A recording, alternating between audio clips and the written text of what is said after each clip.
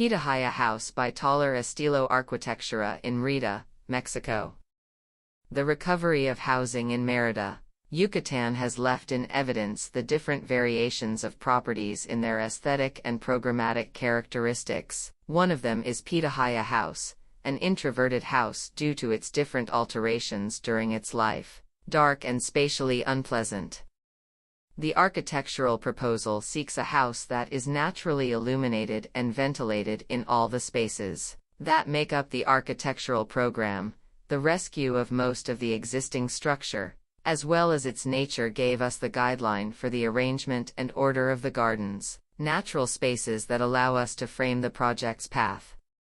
The use of natural materials of the region and neutral colors help us to give more amplitude to the spaces and to perceive simple and neutral spaces.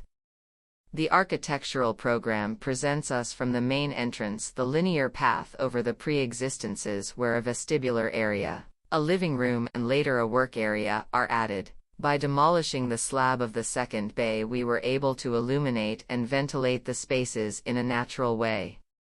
Most of the carpentry was restored to be reused and given a new life.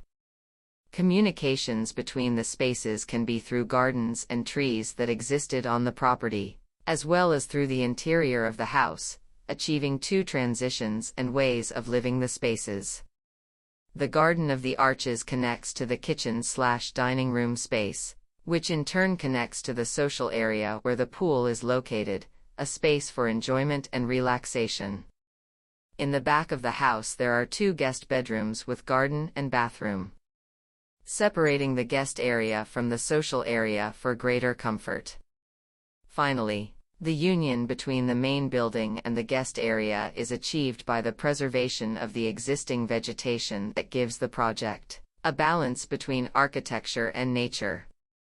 A house that is always lived from the inside to the outside, looking for the enjoyment of the spaces through its natural winks that gives us the pre-existence.